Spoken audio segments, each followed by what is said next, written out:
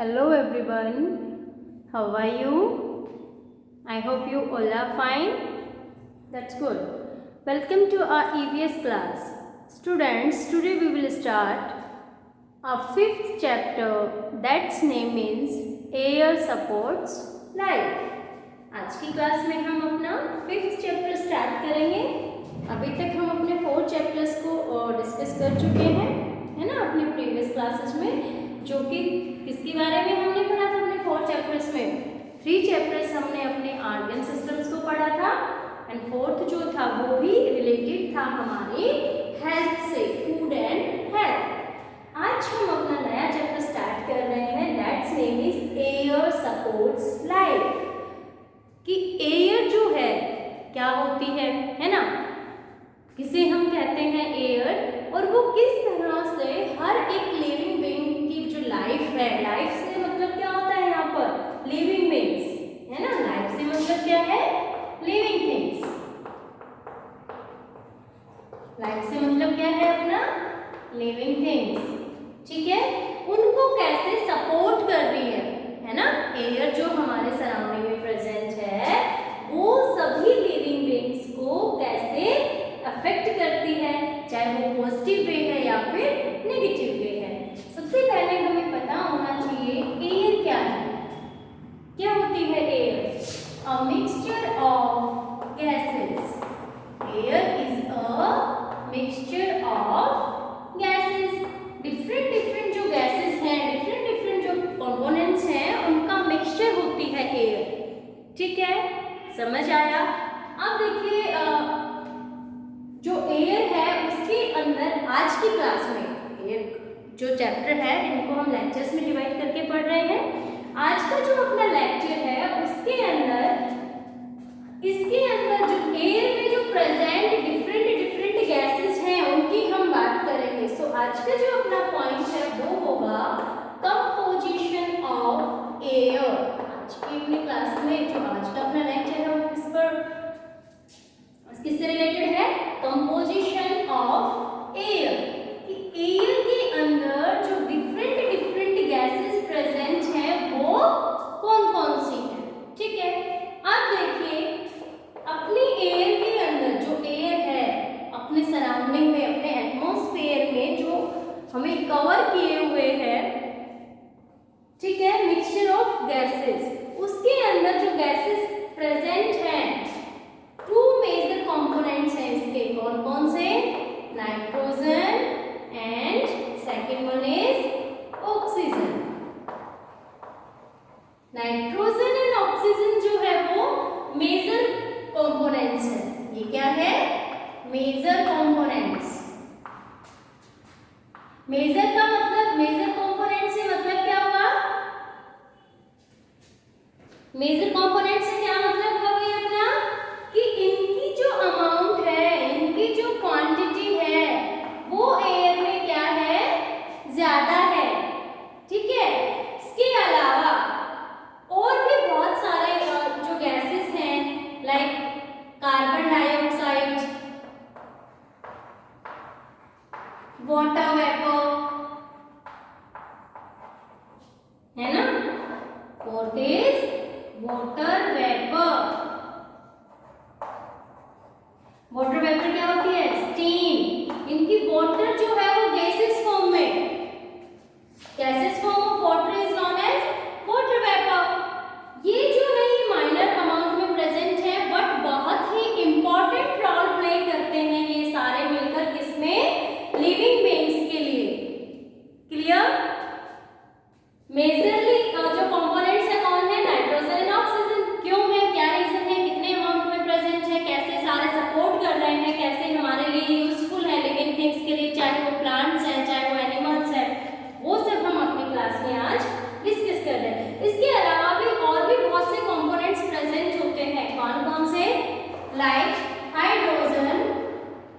Hydrogen जो है वो भी प्रेजेंट होता है एनवायरमेंट में। ओजोन, आर्गन,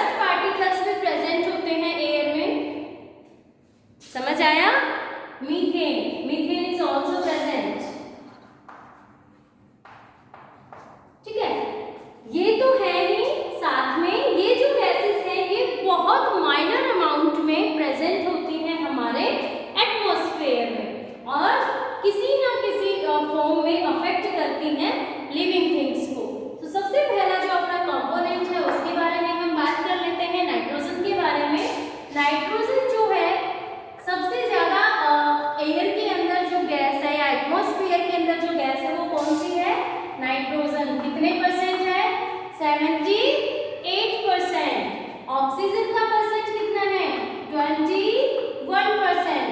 कार्बन डाइऑक्साइड जो है बहुत स्मॉल अमाउंट में हमारे एनवायरमेंट में प्रेजेंट है 0.03%।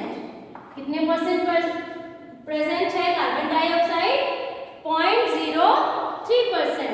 ठीक है, ये तो हमने अमाउंट की बात की। अब देखो, अब पता चला हमने नाइट्रोजन और ऑक्सीजन को मेजर कंपोनेंट क्यों बोला था, क्योंकि इनका जो अमाउंट है हमारी एयर में, हमारे एटमॉस्फेयर में, वो मैक्सिमम है।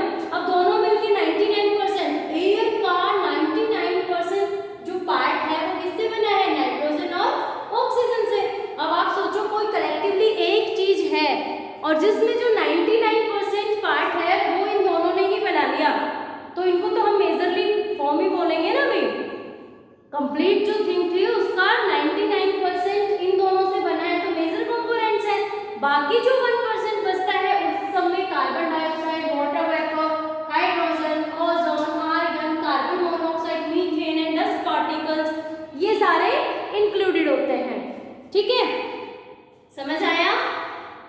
ठीक है, अब हम देखें, ये तो हमने कंपोनेंट्स के नाम पढ़ लिए कि ये जो कंपोनेंट्स हैं, ये गैसेस जो है ये हमारी एयर में प्रेजेंट होती है।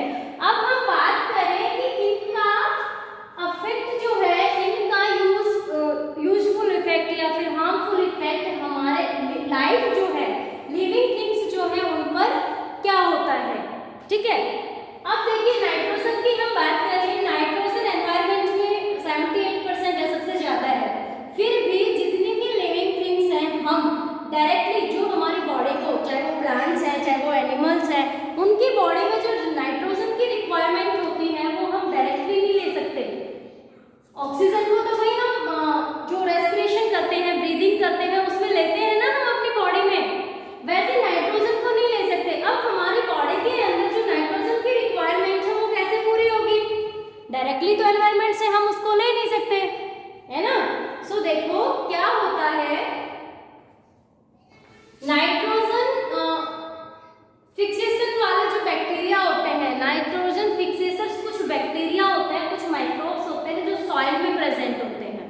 ठीक है, एनवायरनमेंट की नाइट्रोजन को वो नाइट्रोजन के कंपाउंड्स में कन्वर्ट करते हैं। ठीक है, नाइट्रोजन को किस में कन्वर्ट किया बैक्टीरिया ने, नाइट्रोजन के ऑक्साइड्स या नाइट्रोजन के कंपाउंड्स में। अब क्या होगा, क्योंकि बैक्टीरिया वो कहाँ थे, जो नाइट्रोजन का फिक्सेशन कर रहे हैं, जो नाइट्रोजन को चेंज कर रहे हैं, उसके कंपाउंड्स में वो बैक्टीरिया कहाँ प्रेजेंट थे, सॉइल में। ठीक है, अब बैक्टीरिया ने एनवायरनमेंट से नाइट्रोजन लिया, उसको कन्वर्ट किया नाइट्रोजन के कंपाउंड्स में, वो नाइट्रोजन के कंपाउंड्स सॉइल में प्रेजेंट हैं। अब सॉइल से जो प्लांट्स हैं वो वाटर और मिनरल्स जो है प्लांट्स रूट्स के थ्रू सॉइल से एब्जॉर्ब कर रहे हैं, है ना। अब नाइट्रोजन के जो कंपाउंड्स थे वो भी प्लांट्स ने एब्जॉर्ब किए। सो इस तरह से नाइट्रोजन बैक्टीरिया ने फिक्स की एनवायरनमेंट से लेके, है ना, एटमॉस्फेयर से बैक्टीरिया ने नाइट्रोजन से नाइट्रोजन के कंपाउंड्स फॉर्म किए, उन कंपाउंड्स को प्लांट्स ने एब्जॉर्ब किया। अब प्लांट की बॉडी में नाइट्रोजन पहुंच गई है। अब क्या होगा, जो प्लांट ईटर्स एनिमल्स हैं वो प्लांट को ईट करेंगे और प्लांट पार्ट में जो नाइट्रोजन प्रेजेंट है वो उनकी बॉडी में जाएगी। हम भी तो प्लांट के प्रोडक्ट्स को एज ए फूड यूज करते हैं। लास्ट चैप्टर में हमने डिस्कस किया है कि वेरियस जो फूड आइटम्स हैं वो हम अपने प्लांट्स से ऑब्टेन करते हैं। ठीक है, सो इस तरह से एक साइक्लिक फॉर्म में जो नाइट्रोजन है वो हमारी बॉडी तक पहुंचती है, जो हमारी बॉडी को रिक्वायरमेंट होती है उसकी वो फुलफिल होती है। ठीक है, समझ आया यूज इसका। नेक्स्ट जो कंपोनेंट है, major component, that is oxygen. Oxygen तो बहुत इंपॉर्टेंट है, पता है ना हमें। हर एक लिविंग बीइंग को सरवाइव करने के लिए, जीने के लिए जो हम सांस लेते हैं, जो रेस्पिरेशन है, उसमें किसकी नीड होती है, ऑक्सीजन की। ठीक है, एक तो इंपॉर्टेंट काम ये हो गया भाई, जीने के लिए जो हम सांस ले रहे हैं, सो उसमें हम कौन सी गैस को एब्जॉर्ब कर रहे हैं, ऑक्सीजन को। ठीक है, दूसरा क्या यूज है भाई ऑक्सीजन का, आप देखते हैं फ्यूल्स की बर्निंग होती है ना, कोई भी ऑब्जेक्ट बर्न करता है। ठीक है, जैसे आप एलपीजी गैस पे पानी गर्म कर रहे हैं, स्टोव है, जो भी हम यूज कर रहे हैं, जितने भी फ्यूल्स हैं, हमारी गाड़ियां चल पेट्रोल डीजल से। सो उन फ्यूल्स की जो बर्निंग है वो विदाउट ऑक्सीजन के पॉसिबल नहीं है। कोई भी ऑब्जेक्ट बर्न कब करता है, जब उसको प्रॉपर ऑक्सीजन की सप्लाई होती है। एयर की प्रेजेंस में ही जलता है कोई भी ऑब्जेक्ट। अगर वहां ऑक्सीजन नहीं होगा तो कुछ भी हो वो ऑब्जेक्ट क्या होगा, कंबेसिबल नहीं होगा, उसका कंबसन नहीं होगा, वो बर्न नहीं करेगा। ठीक है, सो दो तरह से यूजफुल है। एक तो जो फ्यूल से हम एनर्जी गेट कर रहे हैं, सो बर्निंग ऑफ फ्यूल्स हो रहा है जो एनर्जी ऑब्टेन करने के लिए, उसके लिए। दूसरा ब्रीथिंग में। ठीक है, थर्ड जो कंपोनेंट है, हालांकि बहुत कम अमाउंट में प्रेजेंट है ये हमारे एनवायरमेंट में 0.03%, बट इसका बहुत ही इंपॉर्टेंट रोल होता है ग्रीन प्लांट्स के लिए। भाई हम सांस लेते हैं, ऑक्सीजन को अंदर लेते हैं, कार्बन डाइऑक्साइड को रिलीज करते हैं एनवायरमेंट में, है ना। ऐसे तो क्या होगा, एनवायरमेंट में कार्बन डाइऑक्साइड का जो परसेंट है वो क्या हो जाएगा, इंक्रीज हो जाएगा, बढ़ जाएगी। लेकिन ये कांस्टेंट है ना, रहती है ना इतना। क्यों? क्योंकि जो जितने भी ग्रीन प्लांट्स होते हैं वो फोटोसिंथेसिस के थ्रू अपना फूड प्रिपेयर करते हैं। हम पढ़ते हैं ना, जो ग्रीन प्लांट्स होते हैं वो अपना फूड अपने आप बनाते हैं, है ना। वो एनवायरमेंट से रॉ मटेरियल लेंगे like carbon dioxide and water, फिर सनलाइट की प्रेजेंस में उनको चेंज करेंगे अपनी बॉडी के अंदर। उसकी जो लीव्स होती हैं वो किचन होती है उनकी, है ना, वहाँ पर फूड प्रिपेयर होता है। सो इस जो हम रिलीज कर रहे हैं जितनी भी लिविंग थिंग्स है, चाहे वो प्लांट्स हैं, चाहे वो एनिमल्स हैं, ह्यूमन बींग्स हैं, रेस्पिरेशन में वो जिस ऑक्सीजन को ले रहे हैं, कार्बन डाइऑक्साइड को रिलीज कर रहे हैं, उस कार्बन डाइऑक्साइड को ग्रीन प्लांट्स जो होते हैं वो अपना फूड प्रिपेयर करने के लिए यूज करते हैं। क्लियर? इस तरह से जो ऑक्सीजन और कार्बन डाइऑक्साइड का बैलेंस है वो बना रहता है एनवायरमेंट में। आजकल हम क्या देख रहे हैं, कार्बन डाइऑक्साइड का जो परसेंट है वो माइनर सा इंक्रीज हो रहा है, जिसकी वजह से जो हम ग्लोबल वार्मिंग पढ़ते हैं वो सारे इफेक्ट्स आ रहे हैं अर्थ पर। उसका रीजन क्या है, क्योंकि हमने ग्रीन प्लांट्स का नंबर कम कर दिया है ना, ग्रो नहीं करा रहे। अब ग्रीन प्लांट्स जितने कम होंगे उतना कंजप्शन कम होगा कार्बन डाइऑक्साइड का, तो अर्थ की सरफेस पर हमारे सराउंडिंग में इसका परसेंट जो है वो इंक्रीज होगा, उसका नेगेटिव जो इफेक्ट है वो हमारी लाइफ पर आएगा। क्लियर बच्चों? नेक्स्ट जो कंपोनेंट है वाटर वेपर, सॉरी नेक्स्ट कौन सा है, वाटर वेपर। वाटर वेपर मैंने अभी आपको बताया गैसेस फॉर्म ऑफ वाटर, है ना। वाटर की जो वेपर है वो क्या है, गैसेस फॉर्म है। एक्चुअल में ये क्या है, वाटर ही है, स्टीम भी हम इसको बोलते हैं। इसका भी बहुत कम अमाउंट में प्रेजेंट है हमारे एनवायरनमेंट में, बहुत ही इंपॉर्टेंट रोल प्ले करता है। जो हमारी रेन होती है, क्लाउड्स की फॉर्मेशन होती है, वो किसके कारण होती है, वाटर वेपर के कारण होती है।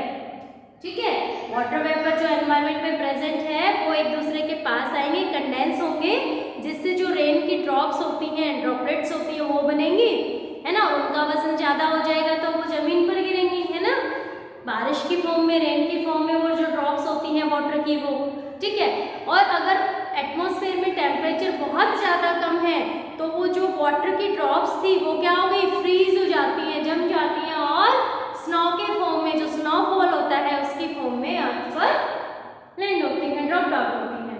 क्लियर? समझ आया कैसे कैसे ये 4 कंपोनेंट्स यूजफुल है। इसके अलावा इनका भी अपना इंपॉर्टेंट रोल होता है। Hydrogen, ozone, argon, carbon monoxide और मीथेन जो गैसेस होती हैं वो भी लिविंग बींग्स को माइनर वे में सपोर्ट करती हैं। ठीक है बच्चों, सो आज हमने जो पढ़ा composition of air, I hope आपको क्लियर हुआ होगा, समझ आया होगा, जिसमें हमने एयर के अंदर जो डिफरेंट गैसेस हैं उनको पढ़ा और उनके यूजेस को पढ़ा लिविंग थिंग्स के लिए। ओके, नेक्स्ट क्लास में हम प्रॉपर्टीज पढ़ेंगे एयर की, क्या क्या प्रॉपर्टीज होती हैं। ओके, तब तक के लिए थैंक यू।